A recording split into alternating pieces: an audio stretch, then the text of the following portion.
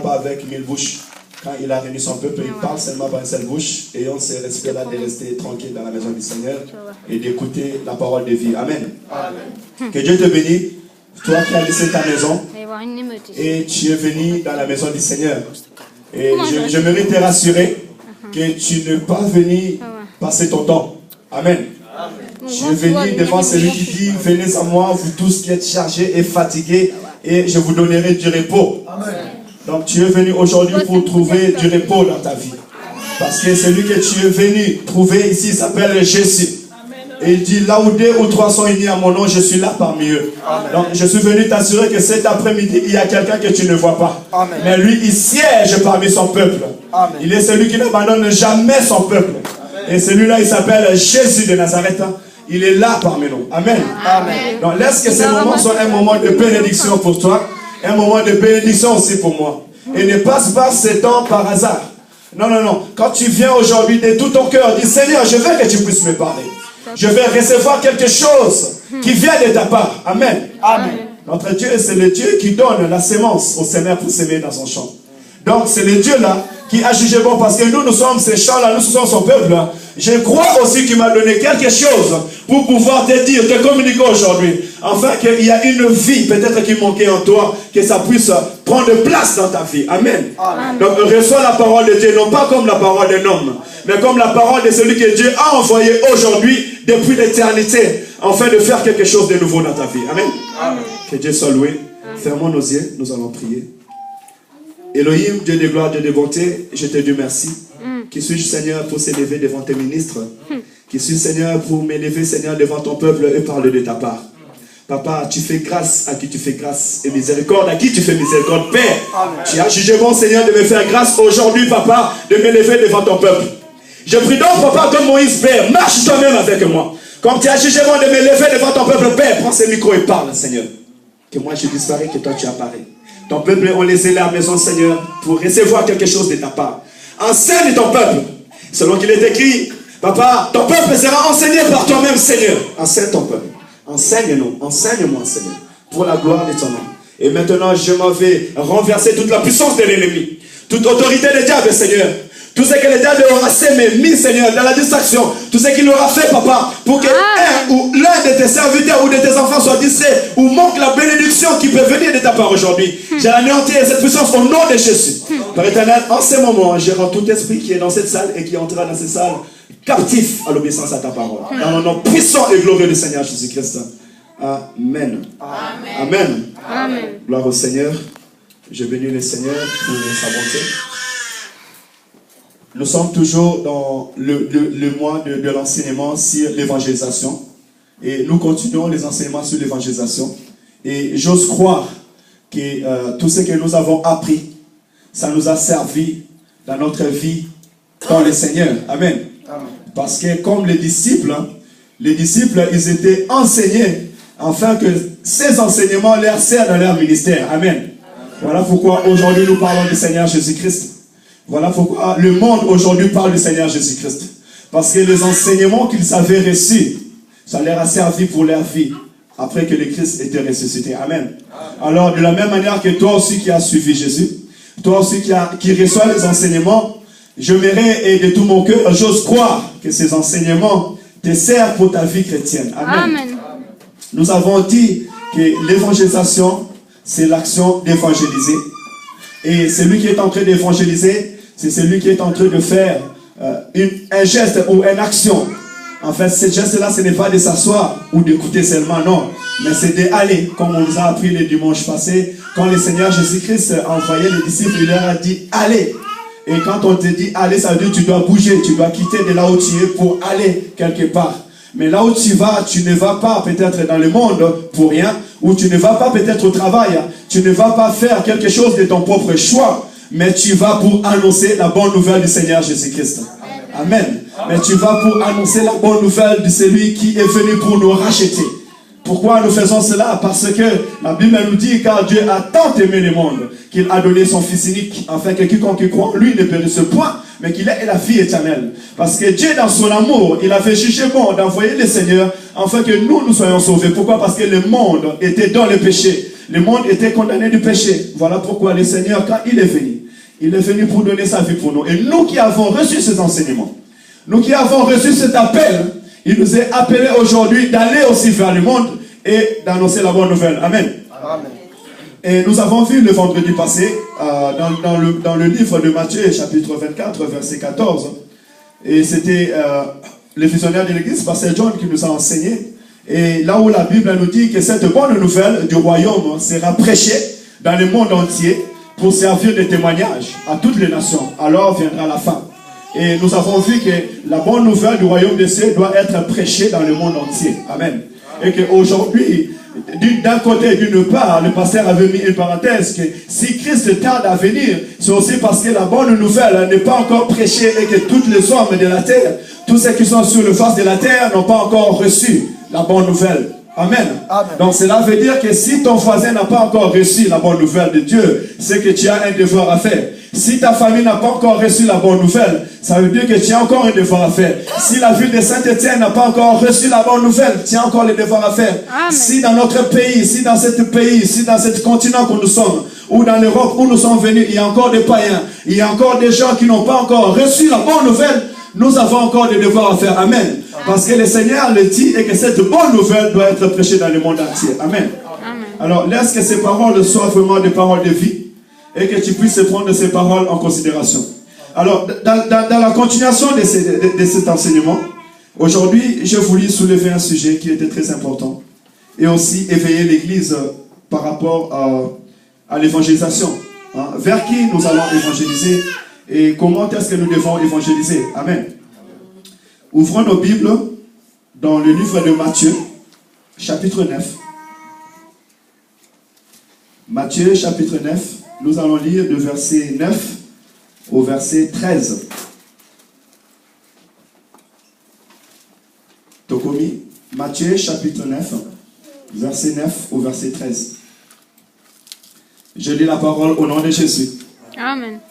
De là, étant allé plus loin, Jésus vit un homme assis au bureau de péage et qui s'appelait Matthieu. Il lui dit, suis-moi. Cet homme s'éleva et le suivit.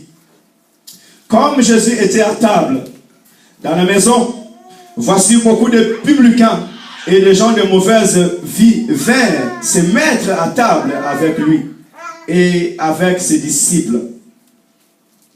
Les pharisiens virent cela et il dit à ses disciples, pourquoi votre maître mange avec les publicains et les gens de mauvaise vie? Jésus, l'ayant entendu, leur dit, ce ne sont pas ceux qui se portent bien qui ont besoin de médecins, mais le malade. Amen. Jésus leur dit, ce ne sont pas ceux qui se portent bien qui ont besoin de médecins, mais de malades. Allez et apprenez ce qui signifie, je prends plaisir à la miséricorde et non au sacrifice. Car je ne suis pas venu appeler les justes, mais le pécheur. Parole du Seigneur. Amen. Parole du Seigneur. Amen. Amen, amen. Acclamons très fort pour la gloire du Seigneur. Acclamons pour la parole. Gloire à Jésus. J'avais dit tout à l'heure que je continue la prédication que le pasteur avait enseigné, que nous devons aller dans tout le monde pour, afin que la bonne nouvelle, cette bonne nouvelle doit être prêchée dans le monde, et alors viendra la fin. Et nous allons voir par là, quand on nous dit cette bonne nouvelle doit être prêchée dans tout le monde, ça veut dire vers qui nous devons aller. Pourquoi dans tout le monde? Pourquoi Christ il dit tout le monde? Amen. Et là où nous venons de lire, c'est un enseignement qui pourra nous donner la force et nous ouvrir les yeux de comprendre vers qui nous devons aller. Les mamans, essayez de calmer les enfants pour éviter la distraction. Merci. Vers qui nous devons aller? Là, la Bible nous dit que le Seigneur Jésus-Christ allait. Donc, il partait lui-même. Et il a vu, quand il partait, un homme assis au bureau. Et cet homme-là s'appelait Matthieu. Amen. Un collecteur d'impôts. Ça veut dire que cet homme-là, il vivait dans son travail. Il était collecteur d'impôts. Ça veut dire qu'il pouvait aussi être escroc. Il demandait de l'argent, il gagnait de l'argent. Amen. Il était avec les publicains. Amen. Donc cet homme-là n'avait pas la vie juste. Cet homme-là, de la manière dont il vivait, c'était par rapport à son travail. C'était pas un souverain sacrificateur. C'était pas un ancien du peuple. Amen. Mais il était un collecteur de pauvres. Et il s'appelait Matthieu. Et qu'est-ce que le Seigneur a fait? Pourquoi le Seigneur Jésus-Christ, quand il est venu commencer son ministère, il n'est pas allé vers le bâtisseur, il n'est pas allé vers les anciens, il n'est pas allé vers les souverains sacrificateurs. Mais c'était aussi possible qu'il choisisse les Lévites. Amen. C'était aussi possible qu'il choisisse ceux qui étaient consacrés pour l'enseignement. Amen. Mais il est allé vers Matthieu. Et il lui a dit, suis-moi. Amen. L'image même de ce monde, parce que Matthieu représentait ce monde. Ce monde que le Christ était venu. Et il est venu pour aller vers eux et les appeler vers le Seigneur. Amen. Voilà pourquoi cette bonne nouvelle doit être prêchée dans tout le monde. Ce monde-là, ce sont les gens qui sont de mauvaises vies. Amen. Le Seigneur est parti vers eux et il leur a dit, suis-moi. Et Matthieu a suivi Jésus.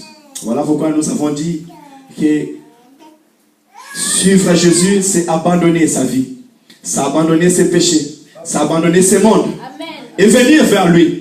Parce que si vous lisez bien la Bible, vous verrez que Matthieu qui était assis sur sa chaise avait laissé son bureau, il a tout laissé et il a suivi Jésus. Amen. Nous aussi, j'ose croire que nous avons fait cela. Au jour que nous avons reçu le Seigneur Jésus, nous avons abandonné toute notre vie passée. Nous avons abandonné toute notre mauvaise manière de vivre et nous avons suivi Jésus. Amen. Et à l'instant que nous avons suivi Jésus, aujourd'hui, comme Matthieu, parce que là où nous venons de lire le livre de Matthieu, c'est Matthieu qui l'a écrit. Amen. Et Matthieu aussi, il témoigne de ce que Christ a fait dans sa vie. Et là, nous voyons bien aussi, la Bible nous dit que Jésus-Christ était venu à table. Si vous regardez bien, vous verrez aussi, dans le livre de Luc de Matthieu, vous verrez que Matthieu, après avoir suivi le Seigneur Jésus, il avait organisé une fête. Et sur cette fête, il avait invité le Seigneur. Il y avait tous les disciples. Mais aussi, il avait invité les collecteurs d'impôts, les gens de mauvaise vie et les publicains. Amen. Ils se sont tous retournés sur la table. Amen. Matthieu n'avait pas laissé ses amis. Matthieu n'avait pas laissé ses amis collecteurs d'impôts. Mais ce qui s'est passé, Matthieu leur avait invité dans sa maison avec les seigneurs. Et tous ensemble, ils étaient sur la table. C'était une manière aussi pour Matthieu d'aller vers le monde. Amen. D'aller vers ceux qui sont encore attachés dans les vols, dans les soucis de ce monde, pour les amener vers le Seigneur. Amen. Mais est-ce que nous aussi nous faisons cela? Depuis que tu as reçu le Seigneur, tu connais peut-être ton voisin, ton ami, ton frère, ta soeur, même les gens de ton travail. Tu vas vers eux, le moment où Dieu te donne de rester auprès d'eux. Est-ce que tu t'approches d'eux et tu leur parles de Jésus? Tu les invites au moins à venir écouter la parole de Dieu. Amen, Église. Amen. Voilà comment nous devons aller vers le monde. Nous n'allons pas vers le monde pour rien, mais nous allons pour les amener vers le Seigneur. Matthieu avait réuni un grand peuple. Matthieu avait réuni sur sa table le Seigneur. Et aussi il y avait les publicains et les gens de mauvaise vie. Pourquoi? Parce qu'il y a le Seigneur, parce que sa vie avait changé. Matthieu n'était plus un collecteur d'impôts. Il était disciple. Amen. Mais sur cette table-là, il y avait aussi des collecteurs d'impôts. Il y avait aussi des publicains, des gens de mauvaise vie. Et tous étaient réunis. Il y avait la parole. Croyez-moi que le Seigneur, quand il était assis, il n'était pas là seulement pour parler ou avoir des conversations avec eux. Mais il a apporté la bonne nouvelle du royaume des cieux. Amen. Donc cela veut dire que si aussi tu n'arrives même pas à prêcher, mais tu vas inviter l'un de ton frère, ta soeur, ton voisin à venir à l'église, Dieu suscitera quelqu'un dans cette église. Et il mettra sa parole dans sa bouche pour annoncer, et cette parole entrera dans le cœur de ton voisin et il changera sa vie. Amen. Amen. Allons dans le monde et amenons le peuple vers le Seigneur. Mais ce qui me dépasse, c'est celle-ci. À l'instant où le Seigneur était lui-même sur la table, avec les publicains, avec les gens de mauvaise vie, vient les anciens du pays. Ceux qui avaient la loi. Viennent les souverains sacrificateurs, les scribes, là on les appelle les pharisiens. Ils sont venus. Ils sont indignés. Mais comment ça se fait que votre maître est assis avec des gens de mauvaise vie? Église du Seigneur, si nous sommes dans ce monde, ce n'est pas seulement que nous venons nous réunir.